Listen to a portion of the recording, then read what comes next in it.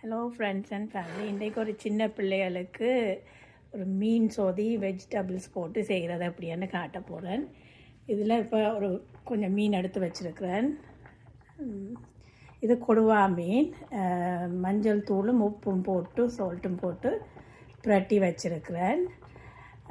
இது ஒரு கேரட் எடுத்துருக்கிறேன். ஒரு ஸ்மால் சைஸ் ஒனியன் எடுத்துருக்கிறேன். கொஞ்சம் போல் கருவேப்பில்லை, கொஞ்சம் முருங்கைக்காய் எடுத்துருக்கிறேன். இவ்வளோத்தையும் போட்டு இப்படி ஃபிஷ் சொதி செய்யலாம்னு பார்ப்போம் வாங்க. ஓகே, இதில் ஒனியனை போட்டுட்டேன். ஒரு 1 கப்புக்கு தண்ணி விடுறேன். நீங்கள் உங்களுக்கு ஏற்ற அளவுக்கு ஏற்ற மாதிரி தண்ணி விடலாம். அதுக்குள்ள ஒரு சில்லி ஒன்று போடுறேன். நான் ஸ்லிட் பண்ணல, அப்படியே முழுசாக தான் போடுறேன்.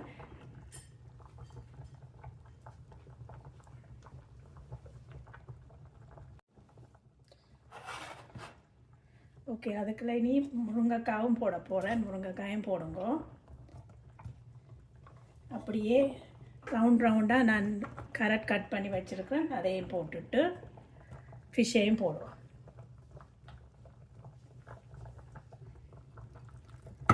ஃபிஷ்ஷையும் போட்டுட்டு அப்படியே மூடி போட்டு அவிய விடுவோம். ஓகே, இதை சால்ட்டும் போடணும். சால்ட் எடுத்துக்கொண்டு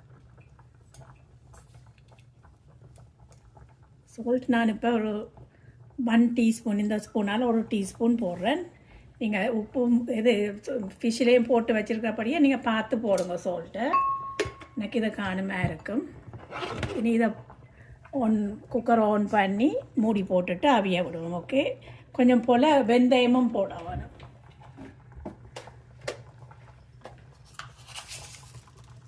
வெந்தயம் நான் இந்த உலவு போடுறேன்.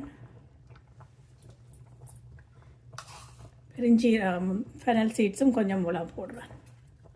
அவ்வளோ அந்த நவலத்தையும் போட்டு வடிவாவிய விடுவோம்.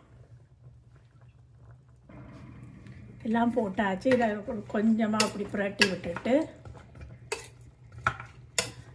மூடியை போட்டு மீடியம் ஃப்ளேமில் அப்படியே நல்லா அவிய விடுங்க. ஓகே, இப்போ பாருங்கள் நல்லா கொதிச்சு கொண்டு வருது. இன்னும் கொதிக்க வேணும், முருங்கைக்காய் அவிய வேணும். நான் இதில் போட்டது கொடுவா மீன். நீங்கள் ஏதாவது முள் இல்லாத மீன் வேண்டி போடுங்க. எனக்கு கொடுவாக்கு என்ன இங்கிலீஷ்ன்னு தெரியாது, கொடுவா மீன் தான் போட்டேன்.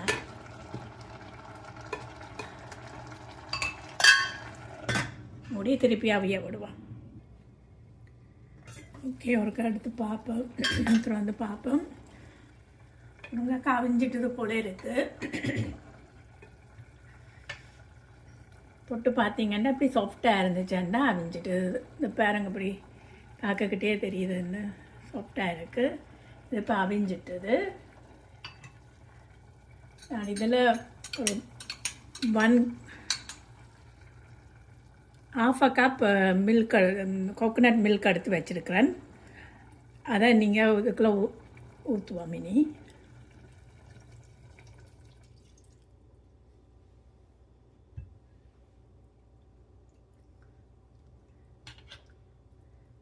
ஊற்றிட்டு ஒரு கப் கொதித்து வந்தோடனே இறக்கி விடலாம். இது கொஞ்சம் நான் லிக்விடாக தான் வைக்கிறேன். நீங்கள் திக்காக வைக்கிறேன்னு சொன்னால் தண்ணியையும் கோகோனட் மில்கையும் கொஞ்சம் குறைச்சி போடலாம். நான் ஒரு கொஞ்சம் லிக்விடாக சொதி மாதிரி தான் வைக்கிறேன்.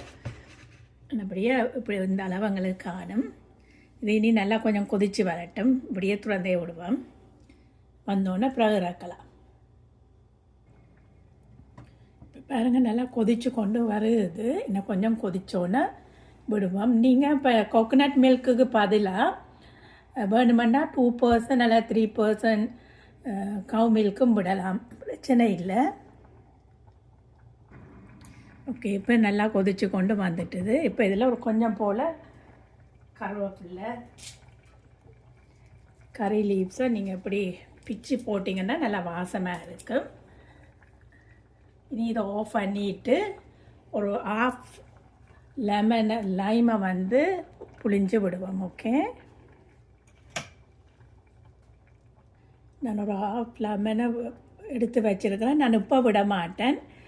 இப்போ விட்டால் டக்குன்னு தேங்காய் பால் திரைஞ்சிடும். கொஞ்சம் ஆறின பிறகு இதை புளிஞ்சு விடுவோம். Okay, okay thank you friends. இதுதான் பிள்ளைகளுக்கு சின்ன பிள்ளைகளுக்கு ஏற்ற மீன் சொதி. நீங்கள் சில்லி அதிலெல்லாம் பிள்ளைகள் சாப்பிட மாட்டினோம்னா நீங்கள் அதுக்கு போட தேவையில்லை, போடாமையும் செய்யலாம். Okay okay thank you.